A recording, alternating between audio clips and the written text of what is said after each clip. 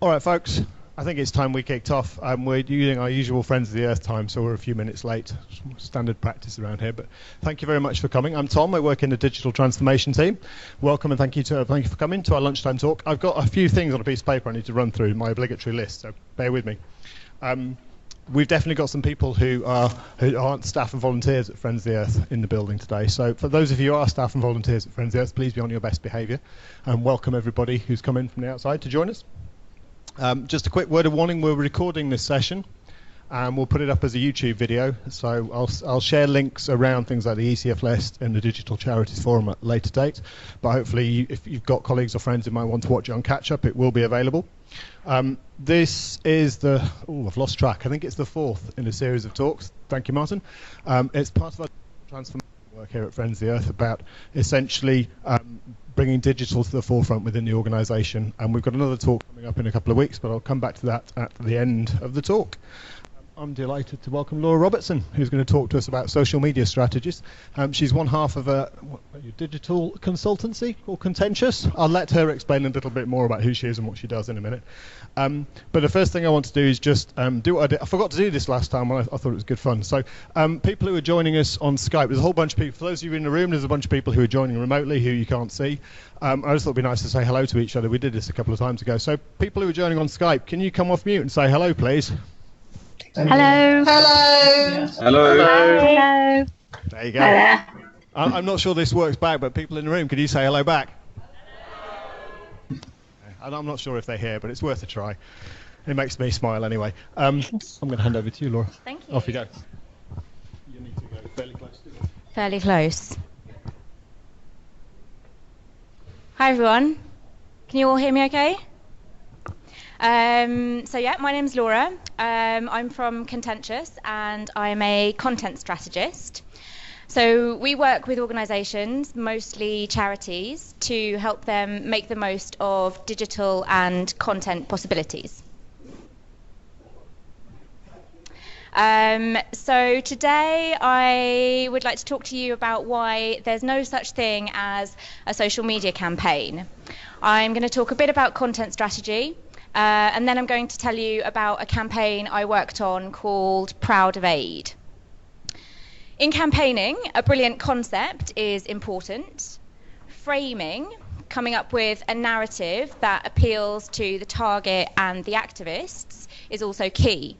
But on their own, they're not enough. So too often, the steps in campaign plans look like this. They start with step 1, aims, concept, and framing, and move straight to step 2, social media and media. Instead, they should look like this. Step 1, still aims, concept, and framing. Step 2, content strategy. And then step 3, content creation and curation. Because social media doesn't work well on its own, and it shouldn't ever be seen as separate from content. What do I mean when I say content? I mean photos, audio, video, visualizations, animations, as well as words, which can be adapted for all channels, so web, email, social, and print media. I mean it in the widest possible sense, because for content to reach its potential, it's important to take a holistic approach, to have an integrated ecosystem. Otherwise, there's a risk of creating an army of parrot broadcasters. Instead of broadcasters, it's more effective to see our supporters as stakeholders. If we educate them and equip them with tools and materials, they'll become activists, not just retweeters. That means giving people the content they need to move from just clicking a button or signing a petition to taking on a more active role by adapting and sharing and by talking to other people. Big numbers are and in some ways they're also useful. They can give management, funders and supporters. Big numbers can also help with fundraising. So Ice Bucket Challenge, for example, massive reach and raised 115 million to neurone disease. But reach is not sufficient for making people stop and think or change the way they act.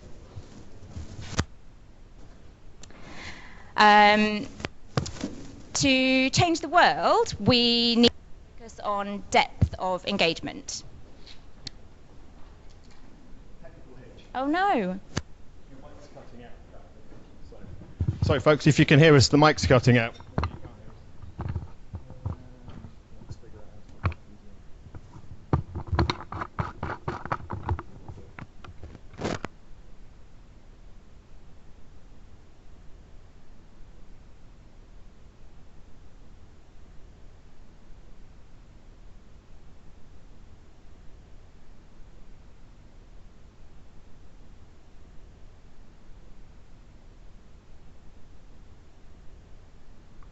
Folks on Skype, is this any better?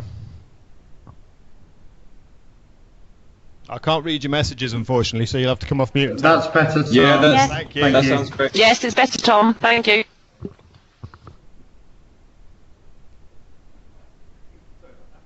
No problem. Okay. So where were we? Yeah, reach is not sufficient for making people stop and think or change the way they act. So to change the world, we need to focus on depth of engagement. Aim for depth, and through depth, achieve viral reach. If we emphasize quality, then effective quantity can follow. This is a virus. Viruses are pretty scary, but they're also ruthlessly effective. The internet is by its nature viral, but some people are still stuck in a top-down broadcast mindset. If we really want to harness the huge potential power of the internet, we should aim for viral, not broadcast.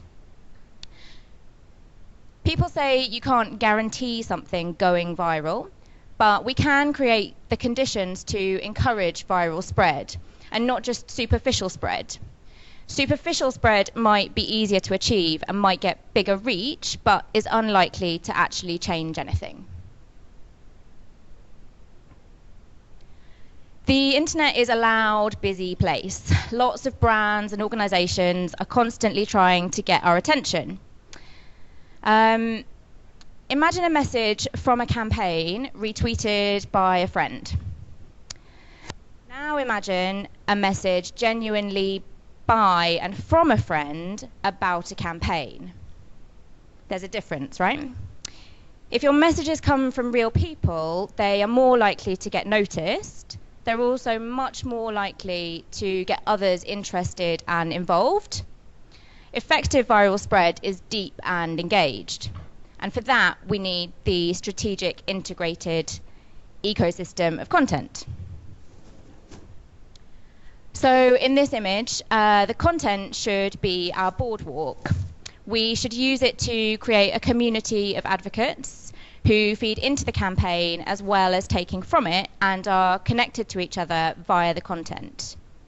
We should encourage supporters to take their own actions, not just a central action. I might tell people that I've signed a petition, but I'm unlikely to explain why or try to persuade others to sign it unless there is good content for me to draw on.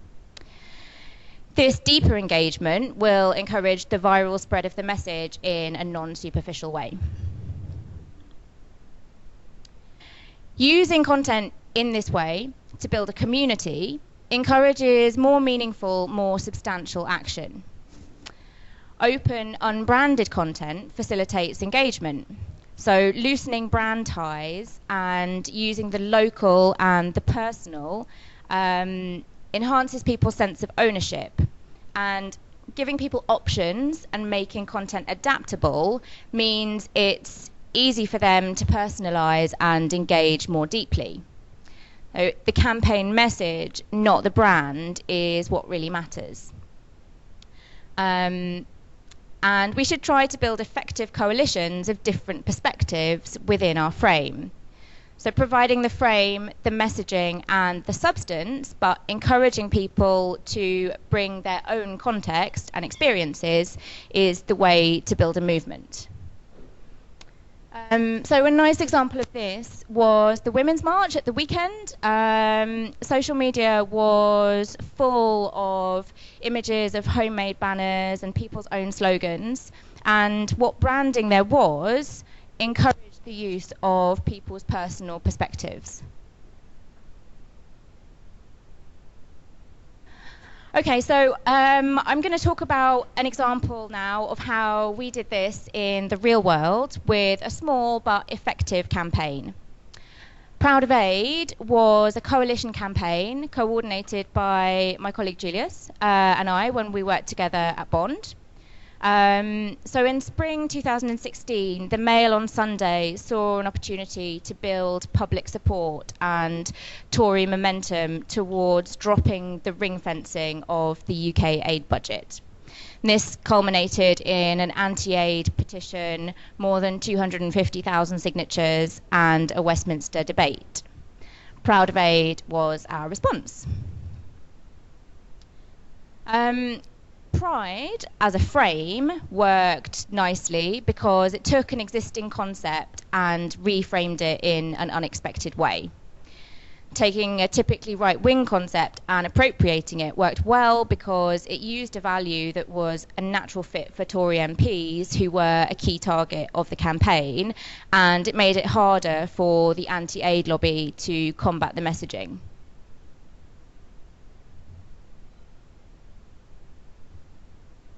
Proud of Aid was, by its nature, a coalition campaign. It brought together lots of international aid organisations, but all campaigns can be seen as coalitions. There are always allies, other organisations, other campaigns, and other interests who can amplify the message.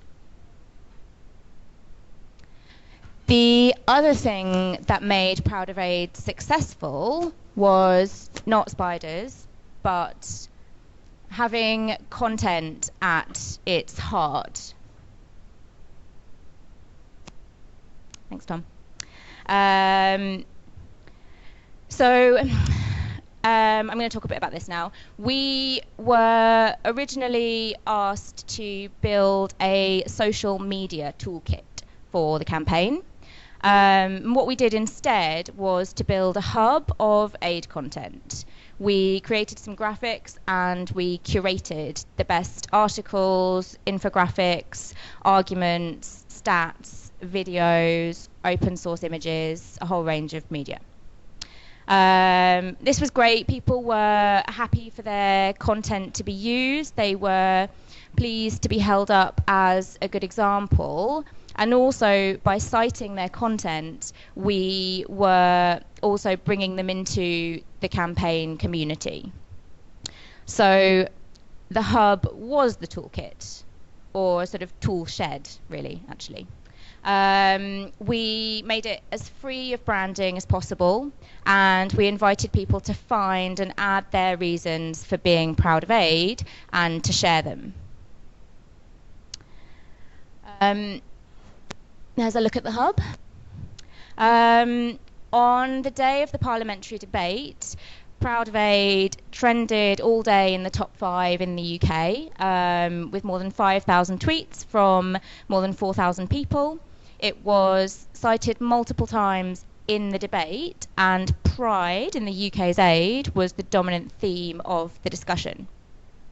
Hardly a negative word was said about aid by MPs, and the threat of the new Tory leadership dropping the aid commitment has, for now at least, gone away.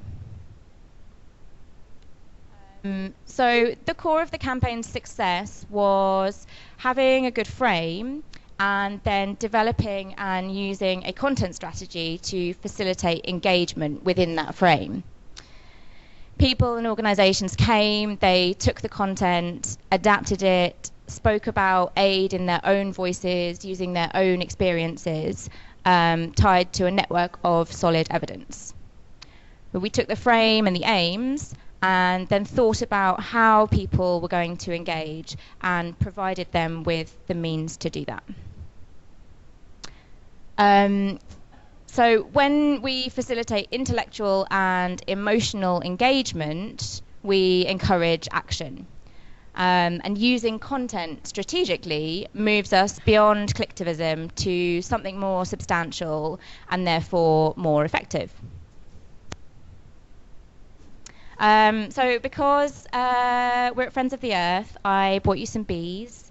But also I'd like to leave you with them as an alternative visual metaphor to the virus for digital campaigns, working together to achieve a campaign.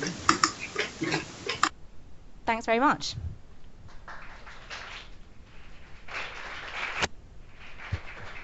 And can I just quickly add, Tom, before, if you are interested in how to build a content strategy, we're actually planning a day's workshop in the second half of March as part of ECF, the Campaigning Forum. So if you'd like to know more about that, please follow us on Twitter or give Julius or Julius is at the back there, your details, and we will keep you posted with the details. Thanks. That was a clever plug, but I like it. Thank you, Laura. Can I do applause? I'm not going to clap because I've got a microphone in my hand, but thank you very much for coming. You can talk. We're going to do some Q&A. So, actually, that's no round of applause because that didn't work. Ask for something, you don't get it. So we've got time. We finished a little bit quicker than I expected, but we've got time for sort of questions and discussion. It will be useful if you got a question or a comment, if you could say who you are, potentially a role, so people, particularly the people who are joining us on Skype, know who's speaking. It would also be very useful if you could wait until I bring you the mic. We've only seemingly got one microphone today, but if you're in the room and you speak out loud, without this, people can't hear you. So thank you very much for thought-provoking comments. Has anybody got things for discussion or a point they'd like to talk about in terms of social media strategies?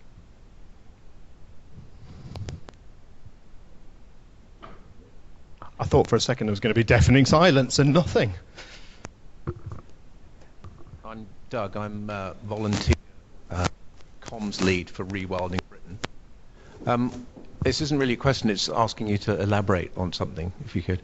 Because my background is branded content and brand development, and it was really interesting to hear the three words loosening brand ties, and sort of coalitions through content, and the idea of building a kind of a brand neutral platform on behalf of a brand to facilitate engagement is really interesting. Got a new thought for me. So if you could talk about that a bit, that would be really good.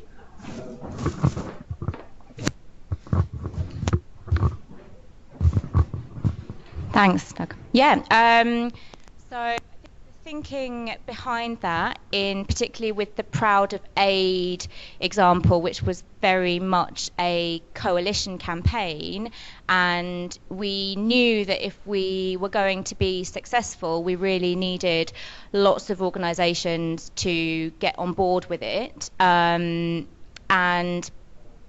so when we built the hub, the idea was that the content there would be kind of very, very open and usable, and we knew that if we built it as Bond, we knew that if we kind of made it look very Bond, it would discourage other people, our allies and our kind of partners in this sort of fight back from using it. And so we really wanted to make it kind of as much of a useful resource as possible and as little about kind of what we were doing as Bond and much more kind of it was about Proud of Aid. And I mean the campaign, we didn't actually develop a brand for the campaign itself, but perhaps it was kind of quite reactive. We weren't expecting it, so it was all kind of right, quick, what can we do?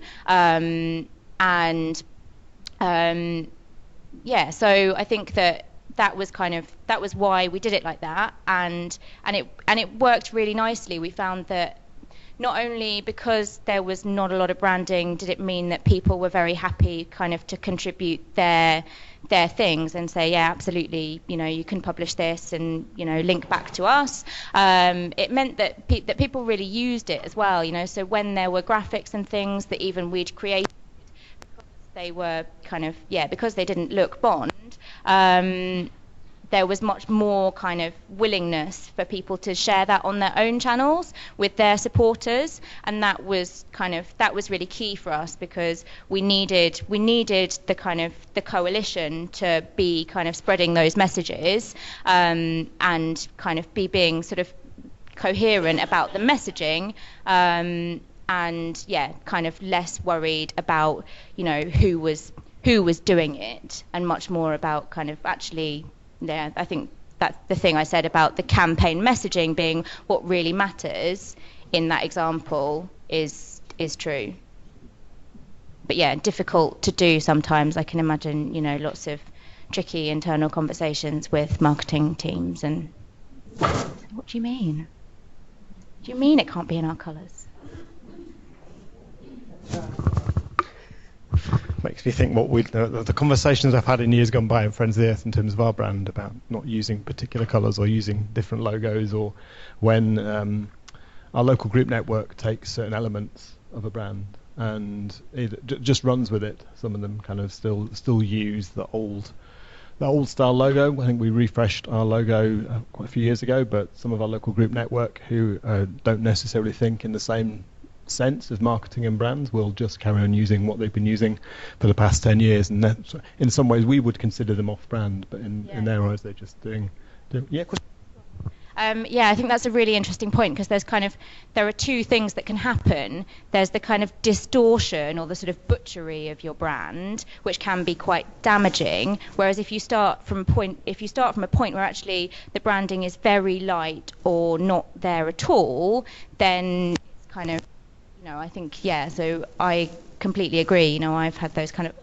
what have they done to the logo moments? But I think if the logo's not, kind of using that example, if the logo's kind of not in the equation for the purposes of the campaign, if what you're really trying to achieve is to change something, to change the way people behave, or, then actually taking that out of the equation makes it much easier for the campaign to grow, for kind of other parties to get involved, and for them to really kind of spread that message.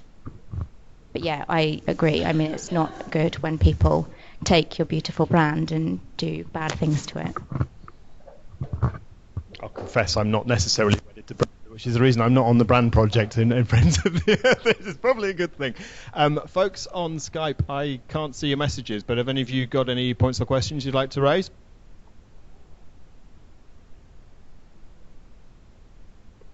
That sounds like a no. Thoughts and comments in the room? I've got one from Martin. 1 second. I'll bring you the mic. I'm Martin. I work in support care at Friends of the Earth. Can you talk a bit more about Proud of Aid? I'm kind of interested in how much of the content on the hub was generated by you and how much was user generated, and what got used a lot, and whether that has sort of helped you think about how you do it differently again or for a different campaign.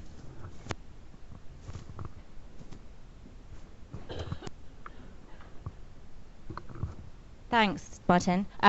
Sure. So the hub was there was some content that we created ourselves, because we sort of knew that it was likely to be kind of useful. So things like creating graphics, we did a bit of that, and they were quite well used. But most of what we did was curating content from kind of coalition members. So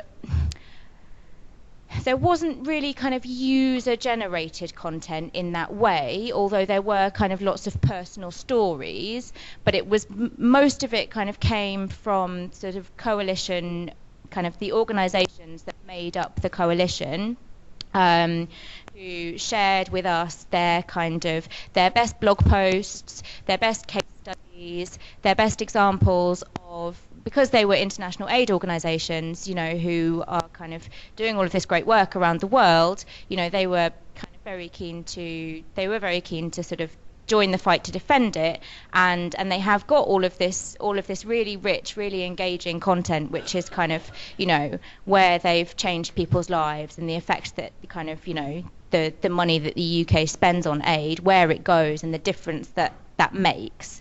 And so we didn't want to kind of do any of that again. We just wanted to kind of sort of bring it all together, and kind of build this really sort of weighty bank of like, this is why it's important, this is why it matters, because it's changing people's lives, and here are some statistics. We did a little bit of kind of researching kind of statistics and pulling those together as well, and kind of sort of giving people a bit of ammunition that they could use to kind of counter some of the arguments. And they worked very nicely on social media. Statistics are always good for kind of short posts.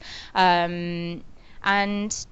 the personal stories stuff was really good, and there was a whole range of kind of stuff about education, stuff about health, and that meant that when kind of people's supporters were getting involved with the campaign, they were able to come and look at this kind of bank of resources and case studies, and really think about kind of why they personally were proud of what the UK aid budget does, and sort of choose the bits of content that really resonated with them, that fitted with their own experiences, and then kind of share them in that kind of much more meaningful way, where they were kind of talking really honestly about kind of, I really believe in this, and it all came across kind of, I think it all was quite genuine, because we were able to give people that range of options, and there were kind of short bits of content, there were much longer bits of content,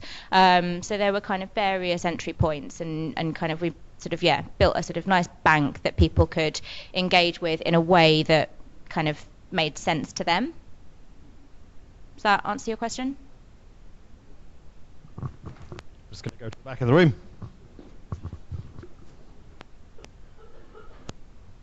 Hi, I'm Julius. I'm also from Contentious, and I worked with Laura on the hub. The other thing that I was just going to add to Laura's answer is that Proud of Aid had a particular structure because our real target was MPs, and particularly Tory MPs. It seemed like at that point there was quite a large number of Tory MPs who were sort of wavering about their aid commitment.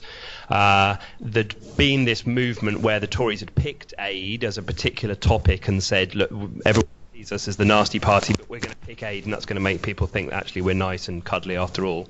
And that was sort of being eroded by the right-wing press. So there was a sort of triangulation going on. So we were really, although we were targeting members of the public, what we were really doing was targeting MPs' constituents, so that then when it came to the debate in Parliament, MPs could stand up in Parliament and say, look, my constituents are saying this, and they've been emailing this, and this is what they're saying on social media, which at that point was a much more effective argument for them than them saying, look, there's all these big charities who are saying this, and there's this sector who are giving me these stories, because actually that was what was under attack from the press. So by using the kind of local constituent angle to approach the MPs, that was a much more effective route for us.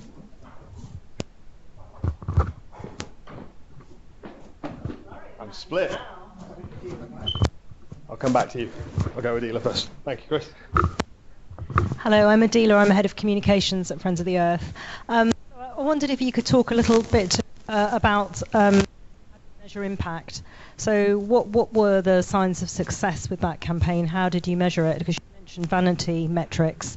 So the real metrics, the real sense of what you achieve, and how do you justify people investing in really good content campaigns?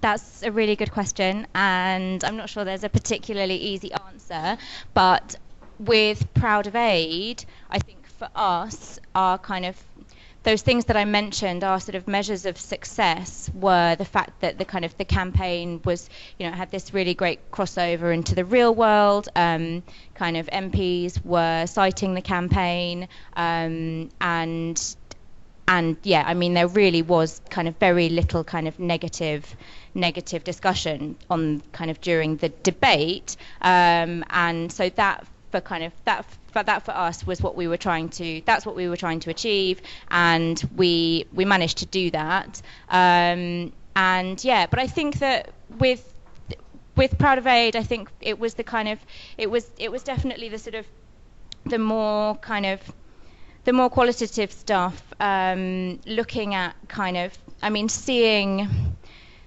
how people were joining in on social media and adding their own voices.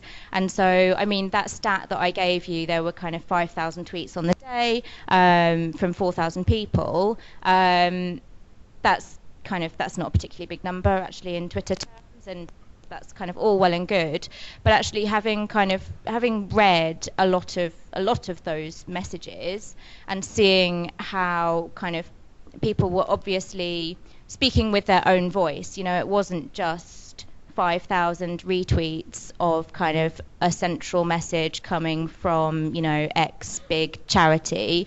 It was kind of a lot of very personal stuff, and seeing, I mean, this links to what Julius was just saying, seeing kind of members of the public actually kind of take the messaging, take the content, and then use that to kind of communicate directly with their MP and say, actually, this is what I, as your constituent, want you to do, and this is, and because blah blah blah. So yeah, I think the kind of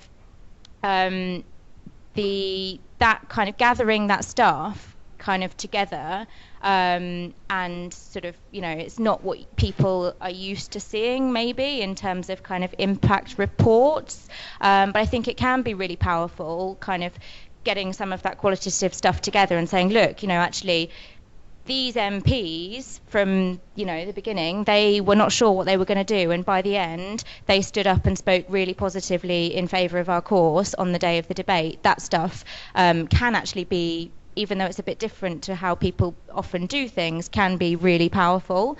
So yeah, and kind of making the case for content is always kind of, I think it's always a tricky one.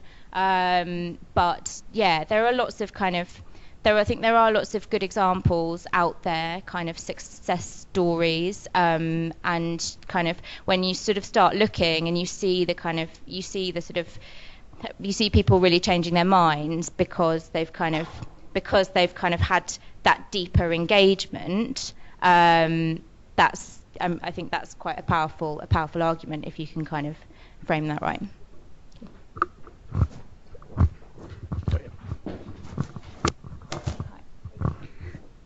I'm not entirely sure I want to ask my question now, but I'll see how it goes. My name's Anne. I'm the marketing manager at IAED, and we work with and alongside groups in the global south on climate change and sustainable development, all that kind of thing. And I'm interested how a coalition like this could happen in the global south across international borders, and then how do you measure that? So do you know if people were tweeting from outside of the UK, because aid obviously is an international issue, and if so, what's the impact of that? How do you measure that? I'm not very clear, but sort of like that, if you see what I mean. Thanks, Anne. Yeah, I think that with Proud of Aid, it was quite a UK-focused campaign because it was the UK aid budget.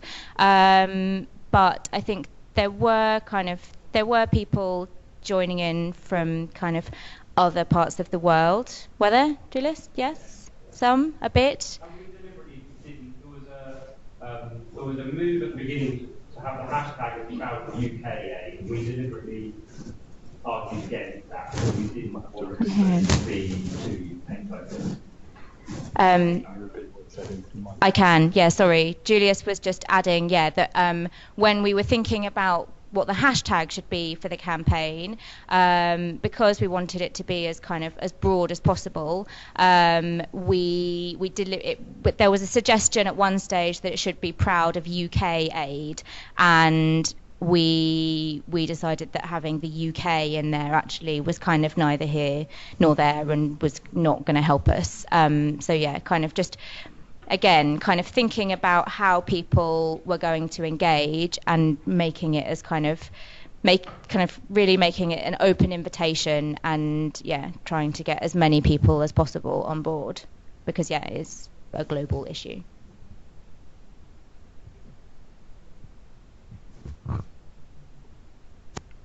Sarah, and then...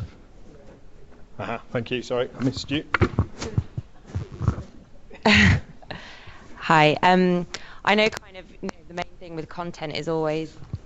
Oh, hi, yeah. Sarah, I work at Friends of the Earth. I work in the content team. So, yeah, I know kind of the main thing about content is the storytelling. It's, the human aspect, the kind of making people feel a certain way. But I was just wondering if you had any kind of thoughts or opinions about what kind of platforms or types of content you think might be growing in popularity, or whether it's kind of Instagram stories or I don't know, charities creating their own Snapchat filters or stuff like that. I don't know if you had any thoughts on what might be the trends for the upcoming year or two.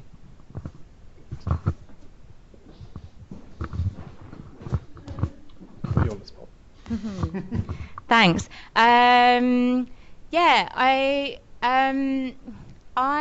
in terms of trends and kind of what content is, what the next big thing is going to be and what content is going to be popular, I think that especially when it comes to kind of channels and tools, I think it's important to keep your ear to the ground and know particularly where your audience is and where they want to talk to you. So yeah, I think that things like Snapchat will kind of grow in popularity. Instagram is also very popular. I don't see Facebook going away particularly. I'm a little bit worried about Twitter. But yeah, I think the approach my thinking, I guess, is that what's really important is less about the channel and more about the stuff and kind of the substance and what you're saying and why you're saying it.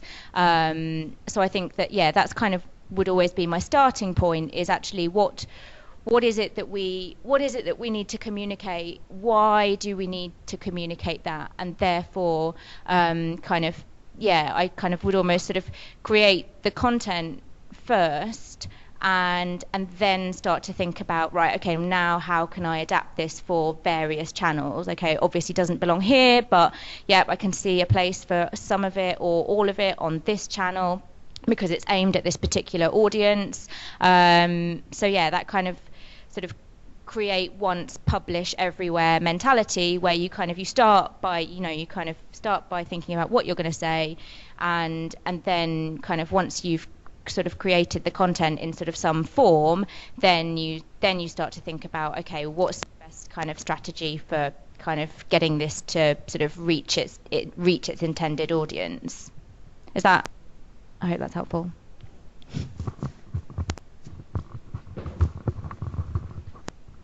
Hi, I'm Vicky. I'm from National Childbirth Trust, and we campaign on maternity and mental health services predominantly. Could I ask two questions, both on sort of mechanics? The first one might be quite quick, on the whole way that the social media interacted with actions and influencing the MPs, and how the action that a supporter would take interacted with the social media and content. And the second one also sort of a mechanics question about how you curated, what sort of specifically did you do to encourage people to produce? Did you speak to people initially? How did you kickstart that process to get that curation that populate your platform?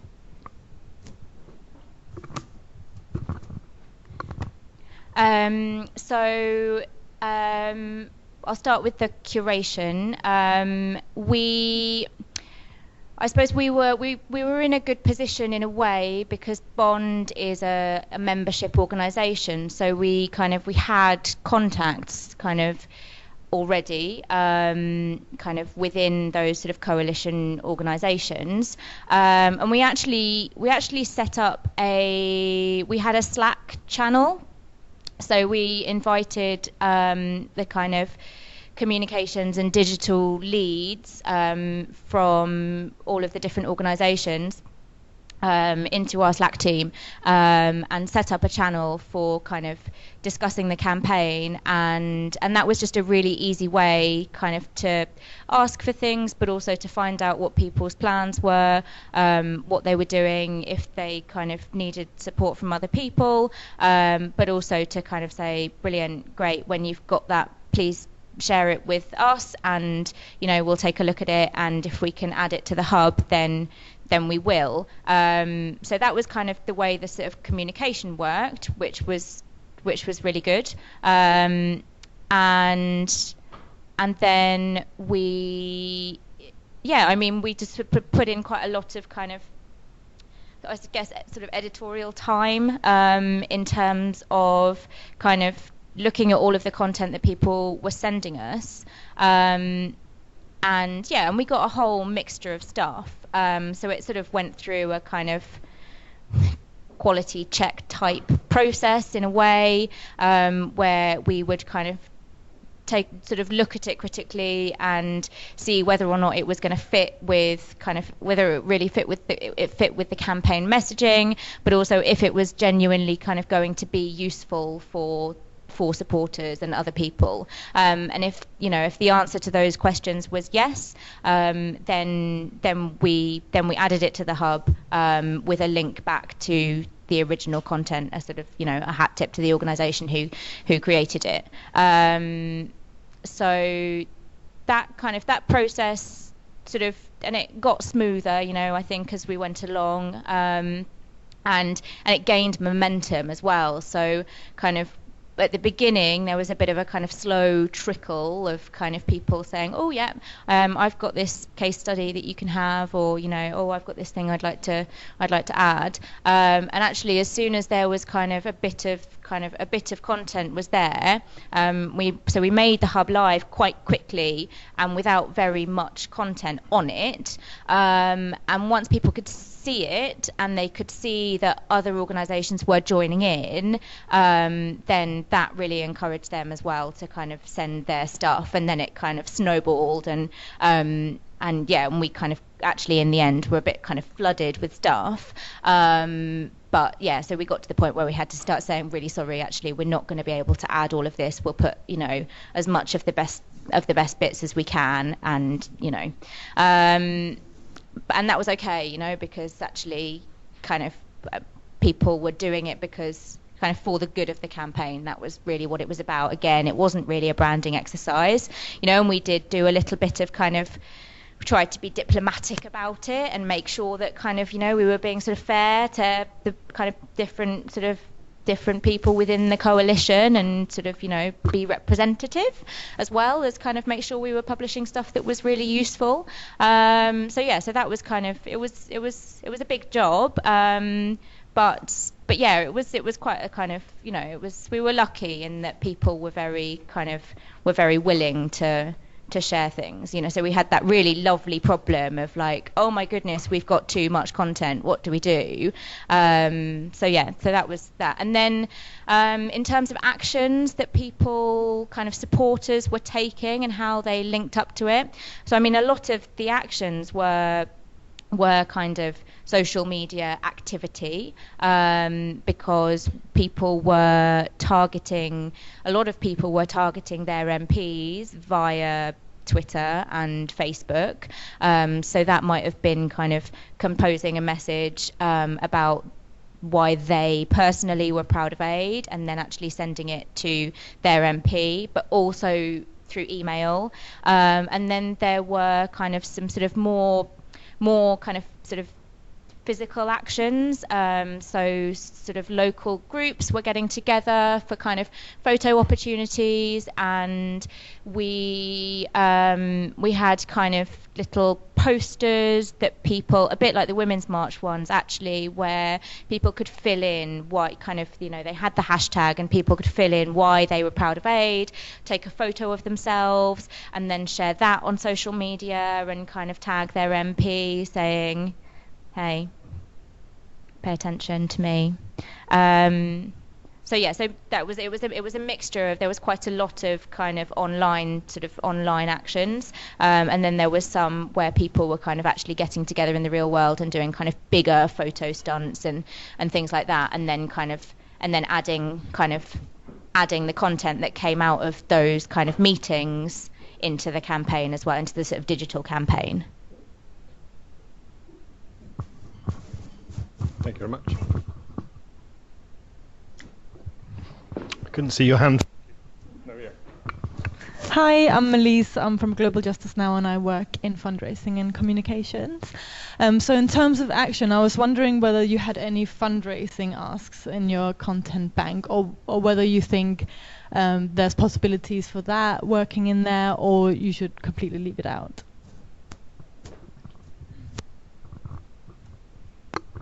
Thanks.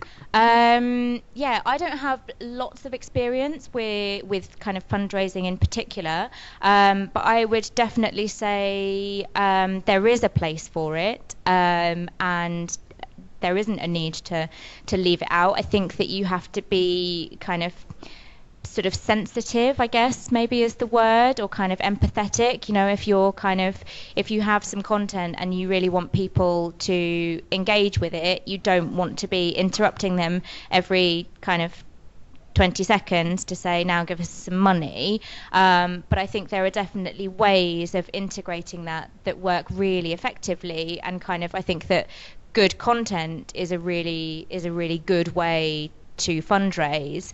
And actually, this is not my example, but I was listening to somebody from a health charity talk about how there was a lot of reluctance to add a fundraising ask to big kind of large sections of their website, because their kind of argument was that people don't come here. This is not why they come here, to give us money. If we start asking them for money, then we're going to scare them off. They're going to be upset and they're going to run away screaming. And actually, they tested it and it worked.